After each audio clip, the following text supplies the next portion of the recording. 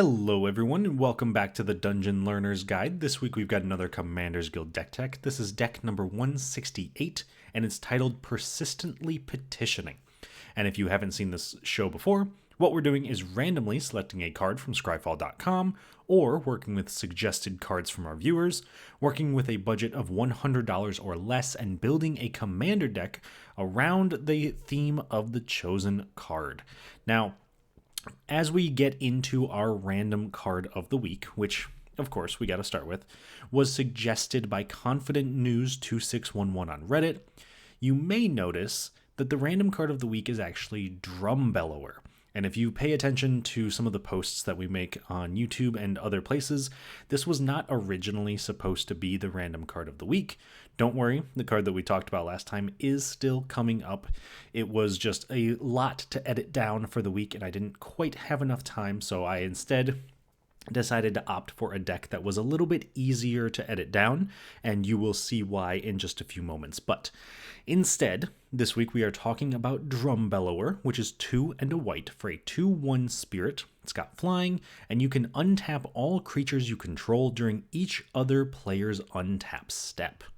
So originally, I was not really sure what to do with this card. Obviously, we wanted to have some sort of untap shenanigans or tap shenanigans, and I couldn't find a commander that I actually really liked in this deck until eventually I ran into a 3-color commander in Tocasia Digsite Mentor. And Tocasia is 1 green, white, blue for a 4/3 legendary creature human artificer. Creatures you control have vigilance and tap surveil 1, which is perfect with Drumbellower because if we're untapping all of our creatures every single turn, being able to surveil 1 for every creature every single turn is a pretty good ability. And then she also has the ability to pay 2 green, 2 white, 2 blue, and exile her from our graveyard to return any number of target artifact cards with total mana value 10 or less from your graveyard to the battlefield, activate only as a sorcery. Now, if we're being perfectly honest, we are not built around that second ability at all. In fact, there is only 1 artifact in our entire deck, so the odds of that being relevant is very, very slim. But we do want to build around the first ability. And when I was looking at cards that could tap or untap that we could use every single turn, I couldn't find a ton that really stuck out to me except for 1. And so let's jump into our themes and I'll talk about that specific card. And that's also going to be the point when you realize why this video is a little easier to edit than some of the others, because our first and really only major theme is Persistent Petitioners, which is 1 in a blue for a 1/3 human advisor, 1 tap, target player mills a card, and tap 4 untapped advisors you control, target player mills 12 cards, and a deck can have any number of cards named Persistent Petitioners. So normally, when we're putting a deck together, we have 100 unique cards, not including basic lands, but in this case, we are running 27 different copies of Persistent Petitioners to try to take advantage of that tap ability, because if we can untap all of our creatures every single upkeep, we are then able to use the Persistent Petitioners every single turn, milling a total of 12 cards on our turn, 24 by the next player, 36, and then 48 in just one go around the table, which is enough to get rid of half of somebody's deck. So, since we're already doing that and we're already untapping them once a turn, we're also going to be leaning pretty heavily into other untap effects. You may remember when we did multiple Call to Glory videos and decks built around untapping, you might call this Call to Glory Part 3 in a way, but Call to Glory is just 1 in a white for an instant that says untap all creatures you control, and Samurai you control get +1/+1 until the end of turn. The Samurai aspect of it is not super relevant, but what is relevant is the 2 mana instant untap all creatures you control. Persistent Petitioners can just tap 4 advisors. They don't need to have haste. They don't need to do any other shenanigans with mana or anything else going on. So as long as we can continuously untap them, we can continuously mill out somebody at the table. And while it is relevant that untapping all of our petitioners every single turn could give us the ability to mill out half of someone's library, if we have 3 opponents, that's still only a sixth of what we need to get through. So instead of focusing on our opponents, we're actually going to focus on ourselves, because Persistent Petitioners can target any player, meaning that for our third theme, we can try to win with cards like Laboratory Maniac, which is 2 and a blue for a 2/2 human wizard. If you would draw a card while your library has no cards in it, you win the game instead. So now, in one go around the table, we're milling out 48 cards, which is half of a player's library, but it's our library. So at that point, we only have to go for another half of our deck, which we can do very easily with a bunch of Persistent Petitioners, with things like Call to Glory. We just need to be able to, of course, have Laboratory Maniac or some of the other effects like it in play. Otherwise, things are going to get a little bit tricky. We'll maybe mill ourselves out. So this is definitely a deck that flies really close to the sun. It can definitely accidentally lose because of its own game plan. So that is something to be aware of as you're going through the actual deck. Now, with all of that being said, we're going to move on to some of our key cards in this deck. And these are the cards that synergize very well with our overall game plan, but in a lot of cases can actually be win conditions on their own if we use them properly. So the first card I want to talk about is going to be Thrumming Stone. So as I mentioned, we have 1 artifact in our entire deck. This is it. It's 5 mana for a legendary artifact that simply says, spells you cast have Ripple 4. And ripples is a bit of an odd mechanic that doesn't usually work in Commander, because when we cast a spell, we get to reveal the top 4 cards of our library and cast spells with the same name as that spell from among them without paying their mana costs. Then if any of those cards also have the same name, we get to continue the ripple effect. So essentially, what this means is that we can cast a Persistent Petitioner, reveal the top 4 cards of our library, and then if there's any Persistent Petitioners in the top 4, we get to cast those, and then those also have Ripple 4, so we get to continue the effect until we run out of Persistent Petitioners to hit. Normally, we're gonna hit 1 in every 4, roughly. Since we have 27 of them, we have slightly less than a third of our deck total being Persistent Petitioners. So there's a very good chance that we'll hit at least 1 in the top 4, and if we happen to hit multiple, that makes it even easier. So there is a chance we actually put all of the Petitioners into play with a single cast when Thrumming Stone is on play, which is exactly why it's a key card. This is one of the fastest and most efficient ways to just get as many Persistent Petitioners in play as possible, because that's going to allow us to win the game as quickly as possible. So before we spend too much time talking about Thrumming Stone and Ripple, we're going to move on to our next key card, which is Energy Arc. And this is a bit of a weird one, and as weird as it sounds, this is a card I'd never heard of before this deck, and yet since I have found out about it, I've put it in multiple decks, so must be pretty good. But it is a blue and a white for an instant. Untap any number of target creatures. Those creatures neither deal nor receive damage in combat this turn. So there's a couple of ways this can be used. It could actually be used defensively in the way that you can untap an opponent's creatures if you really need to, but we really want to use it to untap our Persistent Petitioners, because that not only allows us to block, because they become perfect blockers that cannot take damage, but it also lets us use their effect again, and if we can mill multiple times on multiple turns, we can again get rid of our library very quickly and win with something like Laboratory Maniac. So this is both a protection spell and a bit of a offensive spell, I guess, if mill could be considered offensive, in the sense that we want to be milling ourselves. So I do think Energy Arc is a lot better than I give it credit for, and every time I see it show up, it does perform pretty well. And like I said, I've put it in multiple decks since I've learned about it, so it's earned its spot. I think it is a key card. And now, moving into our final key card, this one is going to be Intruder Alarm. And Intruder Alarm, a very well-known combo piece, is 2 and a blue for an enchantment. Creatures do not untap during their controller's untap phases, and whenever any creature comes into play, untap all creatures. So this actually pulls double duty in this deck because making creatures not untap during their controller's untap phase isn't that big of a deal for us because we have plenty of ways to untap our creatures anyway.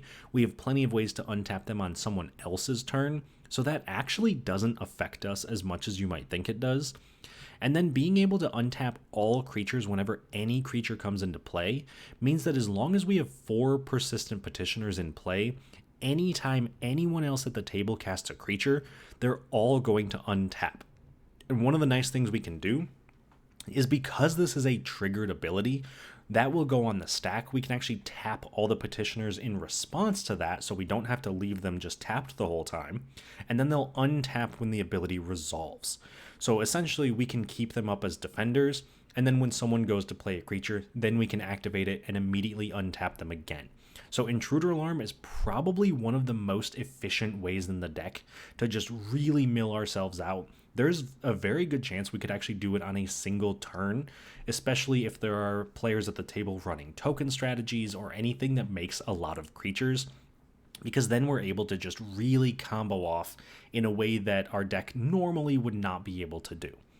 So those are all of our key cards, and the next thing I want to do for this deck tech is take a quick look at some cool interactions. These are cards that synergize really well with each other, and in some cases are just cool cards that I want to highlight. So the first cool interaction that we're going to talk about is between Elven Chorus and Mercfiend Liege. So Elven Chorus is one of the few other cards in our deck, other than Tocasia, of course, that gives our creatures a tap ability. Because there are going to be times when we only have 1, 2, or 3 Persistent Petitioners in play, and they're really not doing much, so we want to find ways for them to do other things. And Elven Chorus is the way that we're doing that, because it is 3 and a green. For an enchantment, you may look at the top card of your library at any time, you may cast creature spells from the top of your library, and creatures you control have tap, add 1 mana of any color. Being able to turn all of our tapping creatures into mana dorks so they can tap for any color means that as we continuously untap our board, we can generate more and more and more mana, giving us not necessarily a storm style deck because we can't really win off of that, but we can win off of that if we use maybe a couple of Petitioners for mana, cast a untap effect, and then use the rest of them to mill. So there are worlds where we can just straight up use Elven Chorus to win the game, but it becomes especially relevant when we combine it with a consistent untap effect like Mercfiend Liege, which is 2 and then 3 Simic hybrids, so either a green or a blue. For a 4/4 horror, other green creatures get +1/+1, other blue creatures get +1/+1, untap all green and or blue creatures you control during each other player's untap step. So once again, we're going to be using our Petitioners for other things like casting spells, being able to activate them and make mana.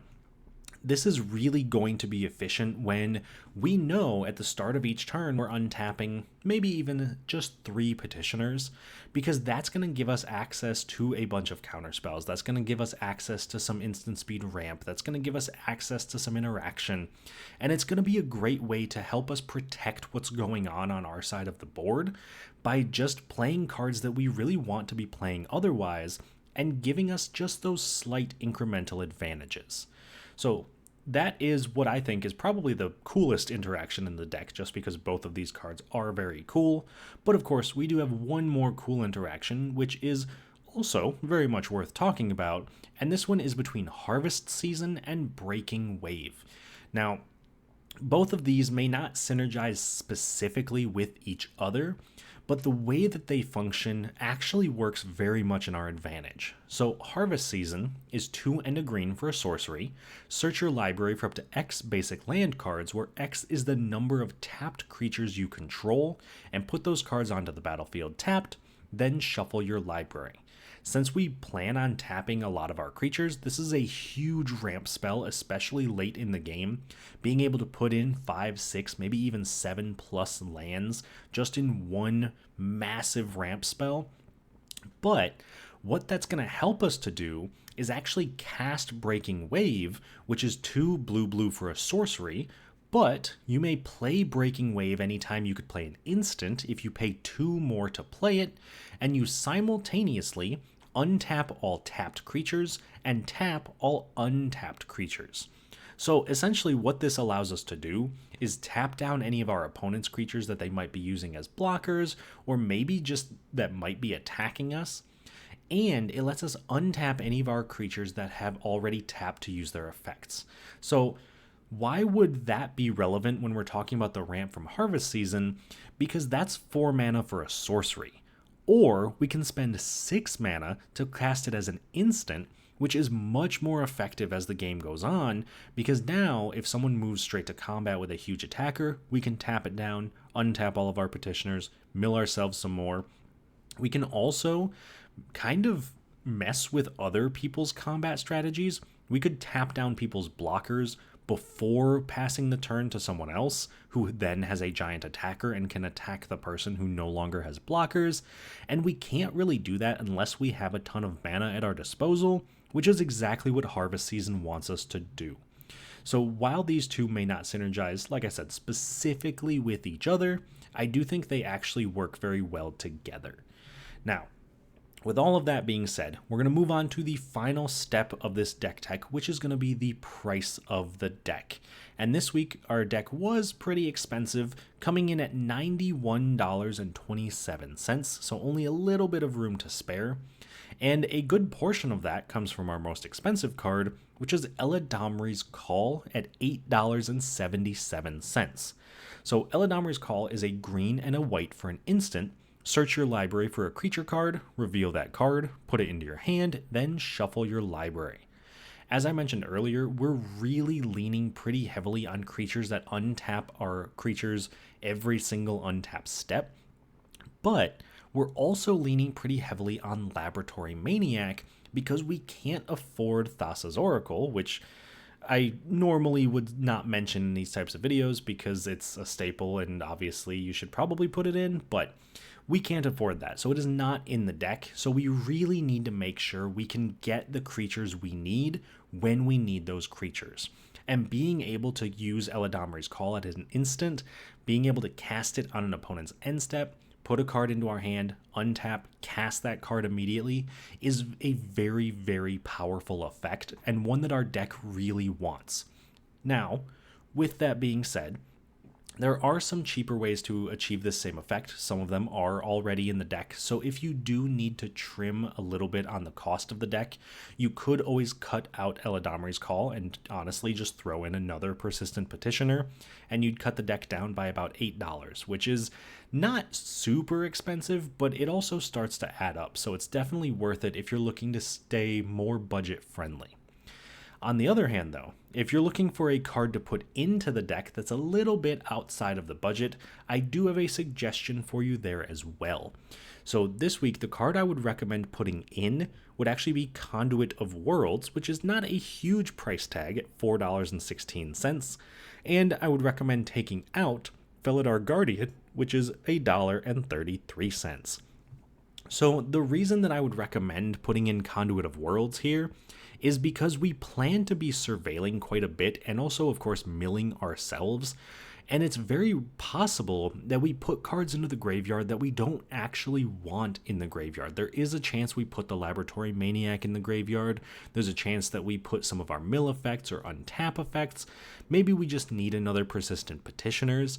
So Conduit of Worlds lets us rebuy all of those things by casting spells from our graveyard, but only if we haven't cast another spell this turn. And that's perfectly fine because no matter what we're doing, we need to be able to access the cards that are the most relevant to us. So with Conduit of Worlds, being able to get all that stuff back could quite literally be the difference between us winning a game and us milling ourselves out. Now, obviously, if we are putting a card into the deck, we do have to take a card out. And like I said, I would recommend Felidar Guardian. And if I'm being perfectly honest, and this is a little peek behind the scenes, I could not tell you why I originally put Felidar Guardian into this deck. It's been a little bit of time since I built it. I tend to work pretty far in advance building decks for the channel because it takes so long to find a game and edit them and everything like that. So looking back on the deck list, I have no idea why this is here. My best guess is that I probably thought it went infinite with something in the deck, and that is not quite the case. I thought it went infinite with Village Bellringer, which enters, untaps all of our creatures, and then Felidar Guardian could exile it, bring it back, and then we could do it again.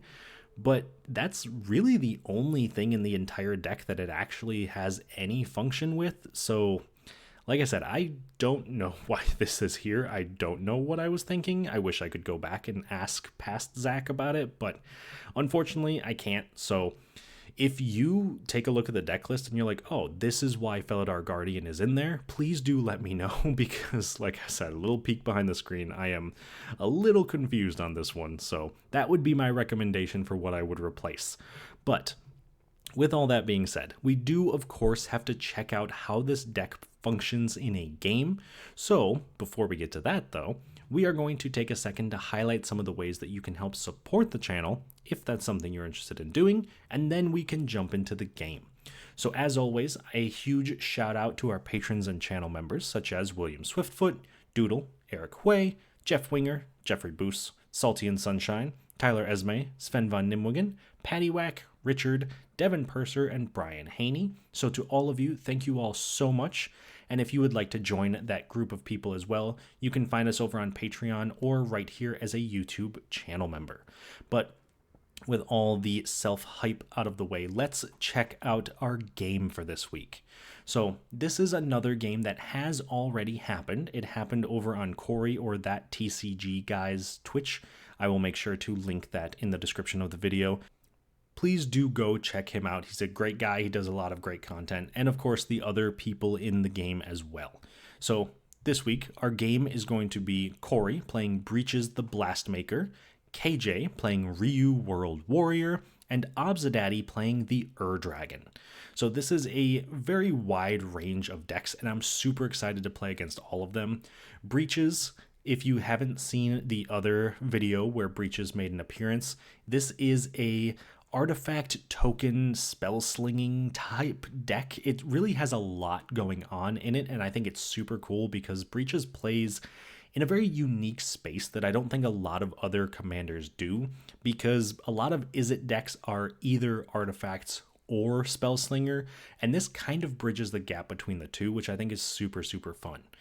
Next up, KJ and his Ryu deck.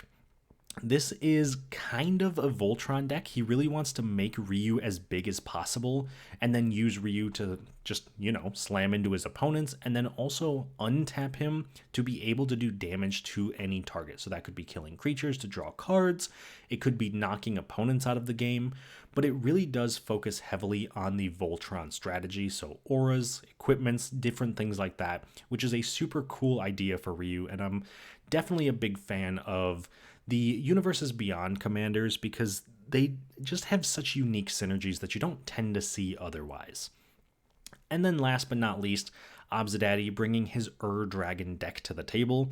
This one is exactly what an Dragon deck is supposed to be. That is dragons all day, every day. And so I would imagine that it's got pretty much every good dragon you can find in it.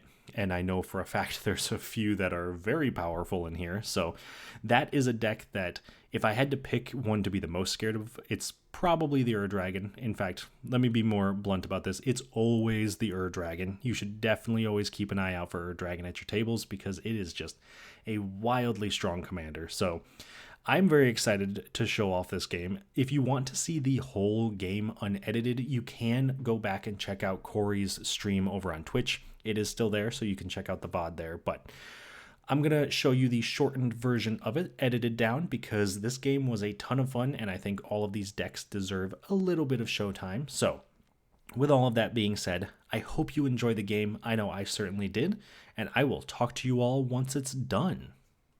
At the start of the game, I go first, followed by Corey, KJ, and Obzedadi. On my first turn, I play a Path of Ancestry. Corey plays a Frostboil Snarl, revealing an island so it comes into play untapped. KJ plays a mountain and casts a Springleaf Drum, letting him tap it and a creature to make a mana of any color. Obzedadi plays a Xander's Lounge. I play an island and cast my first Persistent Petitioners, which allows me to tap 4 advisors to mill target player for 12, or I can pay 1 mana and tap it to mill target player for 1. Corey plays an Exotic Orchard. KJ plays a Plains and casts Starfield Mystic, making his enchantments cost 1 less to cast and getting a +1/+1 counter whenever an enchantment is put into his graveyard from the battlefield. Obzedadi plays a Rogren Triome. I play a Blighted Woodland and cast Roiling Regrowth, sacrificing an island to search my library for 2 basic lands, putting them into play tapped. Corey plays an island and casts Shackle Slinger, letting him tap a creature an opponent controls or put a stun counter on an already tapped creature whenever he casts his second spell each turn. KJ plays a mountain and casts his commander Ryu World Warrior, letting KJ pay 5 mana and untap it to do damage equal to Ryu's power to any target, and drawing a card if excess damage is dealt this way. Then he casts Volcanic Strength, enchanting Ryu to give him +2/+2 in Mountain Walk. Obzedadi plays a Wooded Foothills, paying a life and sacrificing it to search his library for an Overgrown Tomb, paying 2 life to put it into play untapped, and then casting Cultivate, searching his library for 2 basic lands, putting 1 into play tapped and the other into his hand. On my turn, I cast a Kadama's Reach, searching my library for 2 basic lands, putting 1 into play tapped and the other into my hand, and this lets me play a Plains and then cast another Persistent Petitioners. Corey casts Nuka-Cola Machine, which can tap to make a food, and lets him make a treasure token whenever he sacrifices a food. KJ plays a Plains and attacks me for 4 with Ryu.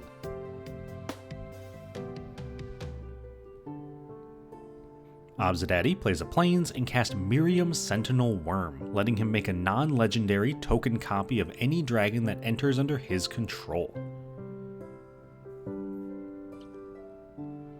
On my turn, I play an island and cast my commander Tocasia Digsite Mentor, giving all my creatures vigilance and the ability to tap to surveil 1. Then I cast Entish Restoration, sacrificing a land to search my library for 2 basic lands, or 3 if I control a creature with power 4 or greater, putting 1 into play tapped and the rest into my hand. In response, KJ activates Ryu, untapping him to do 4 damage to Tocasia, killing her and drawing a card, meaning I only get to get 2 lands with Entish Restoration when it resolves. On Corey's turn, he activates Nuka-Cola Machine to make a food token.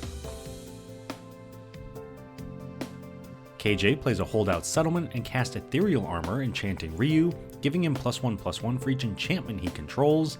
Then he attacks Obzedadi for 6 with Ryu. Obzedadi plays an Exotic Orchard and casts Goldspan Dragon, making a copy of it with Miriam, and now creating a treasure token whenever the Goldspan is the target of a spell or when it attacks, and lets his treasures create 2 mana instead of 1. Since the Goldspan Dragons also have haste, he attacks KJ for 14 with all his dragons and makes 2 treasures. In response, KJ activates Ryu, untapping him to do 6 damage to the copy of Goldspan Dragon, killing it, drawing a card, and only taking 10.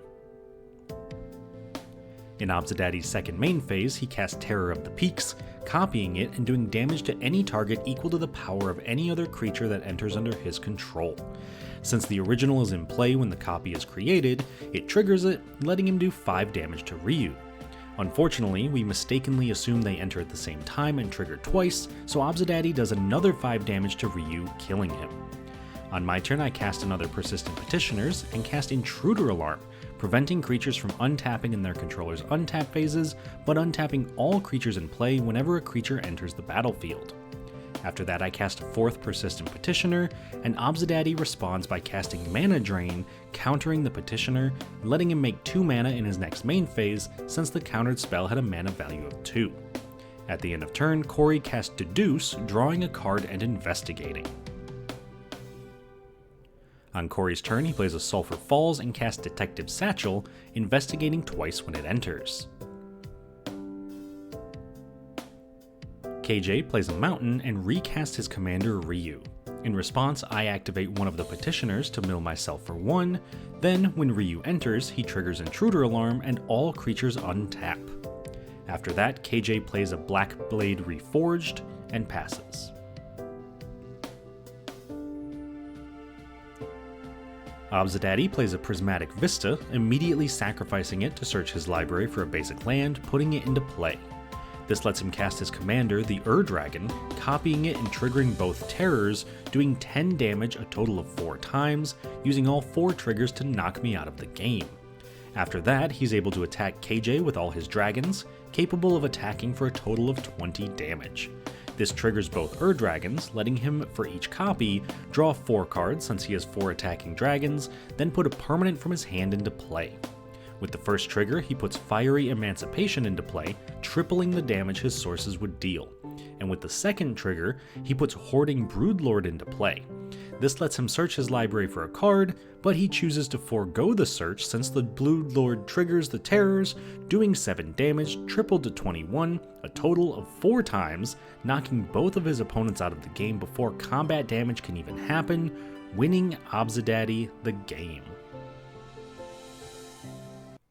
Alright, so that was a sweet game. Definitely a little bit on the faster side. Not for anyone's fault. It definitely was not a bad thing that the game went super fast. It was kind of just a showcase of how strong the Dragon really is.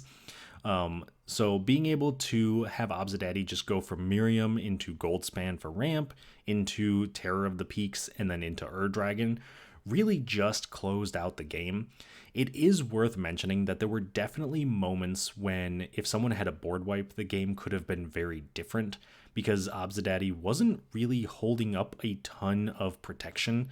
The one time he did hold up protection was the mana drain that he used on our Persistent Petitioners, so I think that if someone else had had a board wipe, that could have been something that changed the tune of the game, but in this case, that wasn't what happened, so a very well-deserved victory by Obzedadi, so congratulations to him. And then going around the table, we'll go counterclockwise to talk about ourselves last. KJ's deck was very, very cool to see. I think the Ryu strategy of just putting a bunch of enchantments and equipments on him and then attacking and then untapping was super, super cool.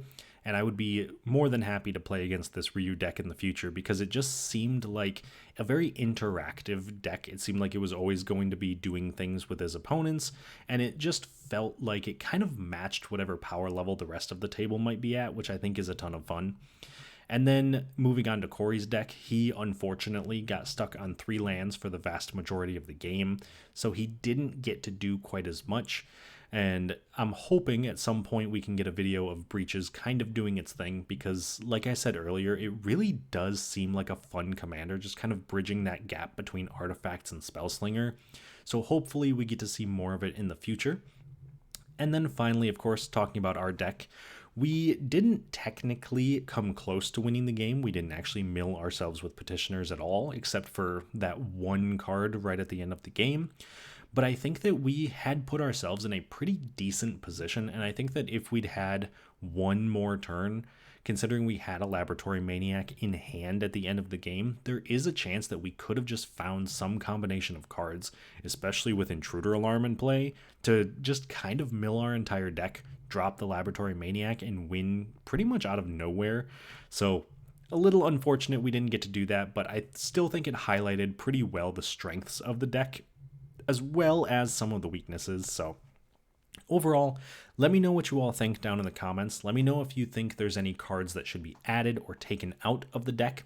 Also, again, that Felidar Guardian, let me know why it's in there because I don't know what I was thinking. So let me know all of that. And of course, I do apologize for a different video this week than what I mentioned last week. We will be back on track next week once I get a little bit more time to edit. So thank you all so much for watching. I really do appreciate it. It means the world to me. So thank you all so much.